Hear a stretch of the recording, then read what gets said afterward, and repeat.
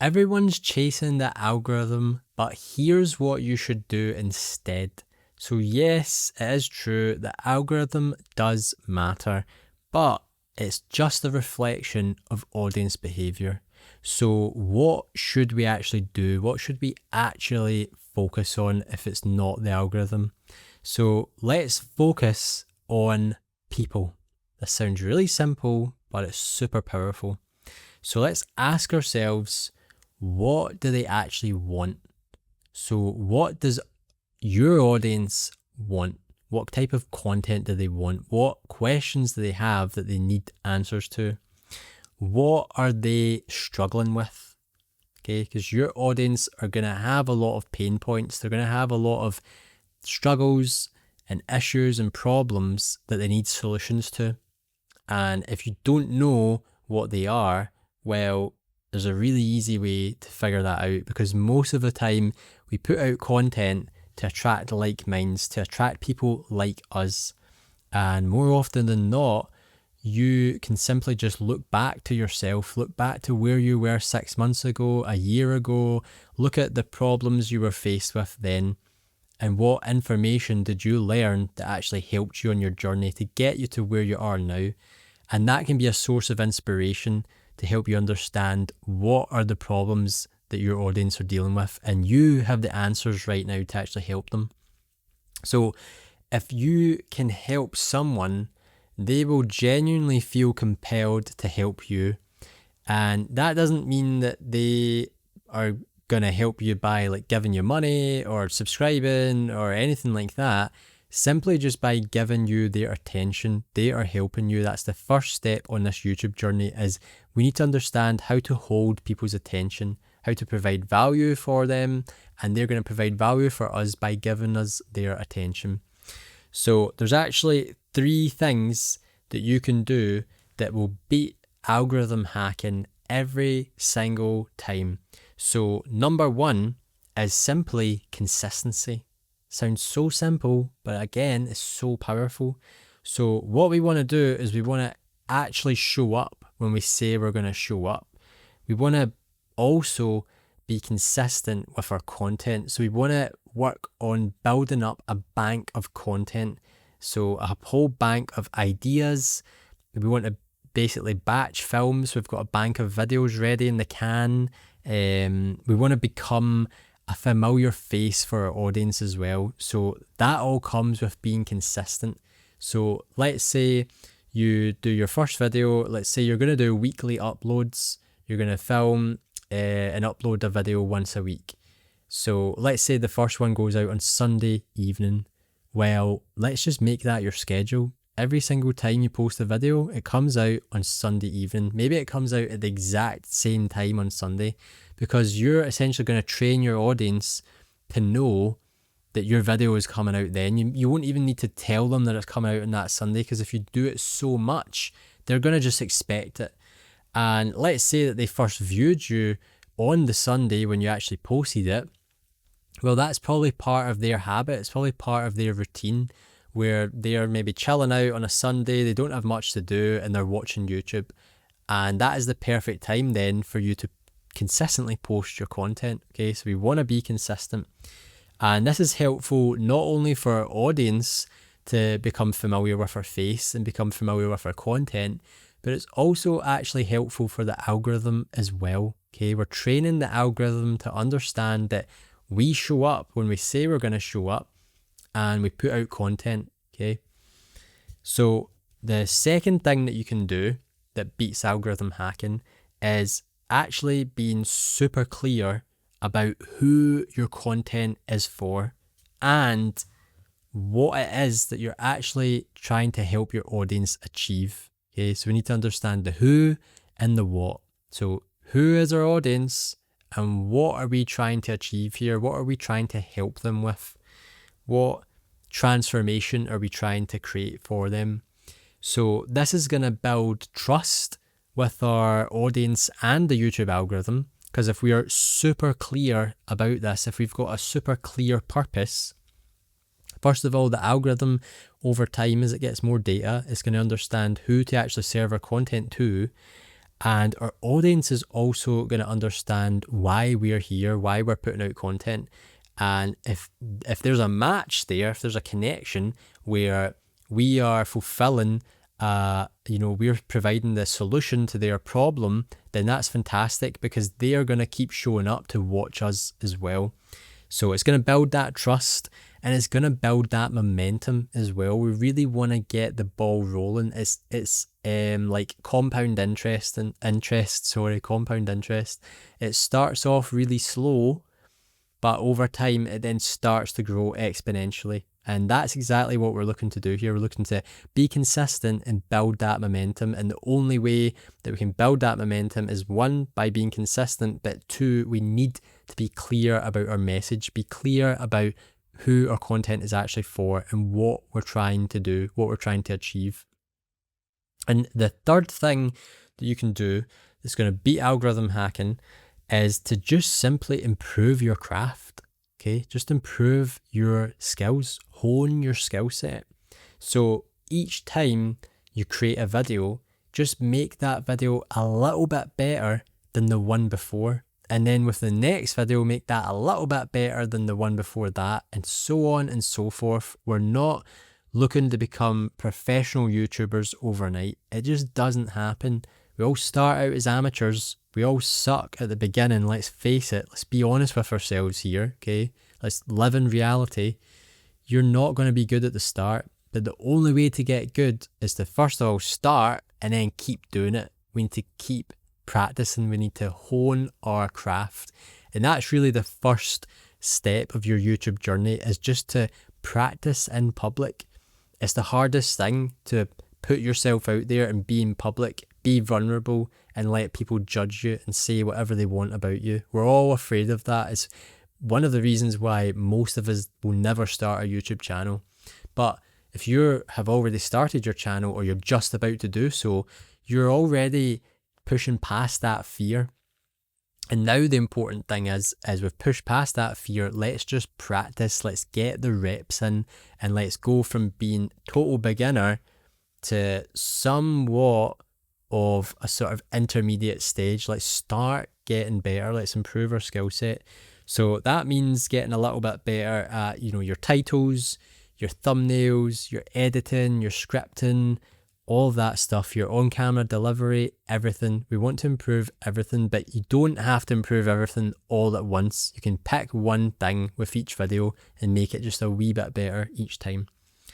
So if there's 3 areas that we should actually focus on, here are the 3 areas. So area number 1, we want to focus on storytelling. Okay, this is something that's really overlooked when people are creating content. We don't just want to share like something that everybody knows. What we want to do is we want to package that up, or even if it's something that people don't know, let's take a different take on it. Rather than just giving them the answer, let's tell a story while we're doing it. Let's make it interesting, because as humans, we are all drawn to the story format. Okay, this is why, video content does so well. It's why film, TV, and movies do so well. It's why people will binge watch TV series on Netflix, is because we are drawn to stories. We want to know what happens at the end. We need to know what happens at the end. And the basic fundamentals of a story is it's all about transformation. It's all about transformation. If you really think about this might blow your mind if you think about it here. That's all it is. It's all transformation. So what happens in a story? Well, this person started at point A, and then something happened to them and they ended up at point B. So there's 3 parts to the story. There's where they were when they started, then there's the thing that happened to them, the transformation, and then there's the result, there's the outcome. It's essentially before and then after. And this is why as well in marketing, you'll see it all the time now that I've brought it into the forefront of your brain, before and after. We're all drawn to before and afters. There's a really messy kitchen, there's a dirty kitchen and then they've cleaned it, or there's a messy room and they've cleaned it and now it's super nice. We're all drawn to that. We want to see where it was and then what it could become. It's the transformation that we're all interested in. So if you can understand that that is the fundamentals of storytelling, what you need to do is think about, okay, what is the message that I'm looking to convey in this video? What's the message that I'm looking to get across to my viewers? Okay, that's the message. How do I tie this message up? The transformational journey, how do I tie that up into a nice little story that makes it super easy for people to understand? So the second area that we want to focus on is curiosity-driven titles. So why is this important? Why are we making our titles curiosity-driven? And not only our titles, but also our thumbnails. And the answer is really simple. It is basic human psychology. So we are all curious by nature. We're all curious by nature. It's just like what I said about storytelling. We want to know what happens at the end. We're watching the series. We want to know who makes it to the end and who doesn't. Okay? That's the basis of a lot of series. We want to know what the twist is. Okay? We're curious. We've been sucked in and now we need to finish it. We need the completion. Okay? We need to close that loop. So let me give you an example. If I said to you right now, don't think about a white elephant, what do? You're thinking about the white elephant, even though I told you not to. I told you, don't think about the white elephant, but you're so curious and you were wondering in your brain, you were thinking, what happens if I think about the white elephant? And now you've done it. And now you know all that happens is you think about a white elephant, okay? But that's just proof that we are driven by curiosity. Hats off to you if you didn't think about a white elephant. You are super strong. But for most of us, we are thinking about the pink elephant, white elephant. I tried to flip it. I know people normally say pink elephant, but we're doing a white elephant this time. So curiosity-driven titles, that is the second area that we actually want to focus on. And the final area that we want to actually focus on is simply having compelling hooks. So what do I mean by compelling hooks? So a hook is basically the sort of first line or the first two sentences in your video, okay? The idea is that we have a curiosity-driven title. So we get people to click on the video.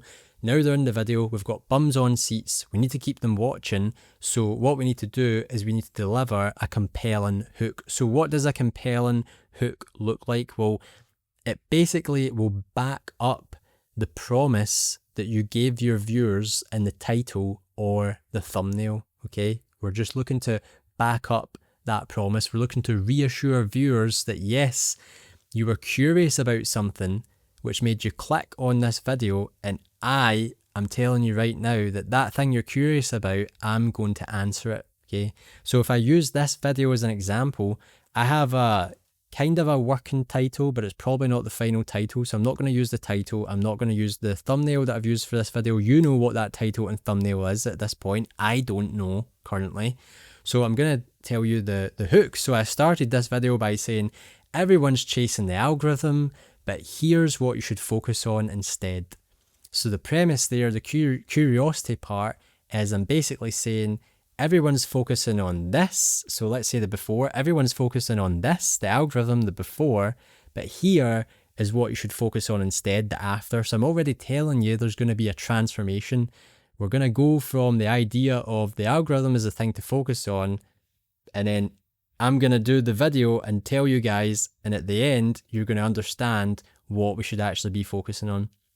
So that is a compelling hook, okay? It's backing up the promise that we made, and it's reassuring people that they've clicked on the right video, and they don't just click on it and go, wait a minute, this video is not what I clicked on. The title and thumbnail promised something totally different. This guy's like cooking eggs? I thought he was going to tell me about the algorithm, okay? So we want to back it up as soon as possible. So these three areas, they really do move the needle, okay? These three areas, they really do move the needle. So focus on these three areas when you're creating content, when you're in the content creation phase. So Essentially, your first goal, your first goal when you're starting out should simply just to be create something that someone will actually finish to the end. Create a video that someone's going to watch right to the end. And if that means it takes you 100 videos to do that, then so be it. You're going to have to go through that grind of putting out those 100 videos, because we want to become, we're going to suck at first, but we want to become masters of this craft. We want to use storytelling, we want to use curiosity driven titles, and we want to have compelling hooks, and then have valuable content where we actually show the transformation and we convey the message that we're looking to put towards our audience. So if we can get people to finish watching our videos, you have now mastered how to hold people's attention, and that is an incredibly powerful skill. So a little bit of an inspiration just to close this video out here. We need to master speaking to people. It's all about people. Master speaking to people, not the algorithm, not the machine. Because if we can do that, the algorithm will follow. Okay. So if you want to know, now you understand the 3 areas to focus on when you're actually producing your videos. But once your videos are done, let's say you've done your first 50 videos or what have you, or maybe you put out your first video and you just want to know if it's performing well or not, you're going to need to know the 3 metrics, so the 3 pieces of data in the YouTube analytics, the 3 metrics that you should actually focus on. And I've actually made a video where I break down what these 3 metrics are and how you can analyze them and how you can use them to your advantage and make your videos even better. So click here to watch the video. And as always, thanks for watching. I'll see you on the next one.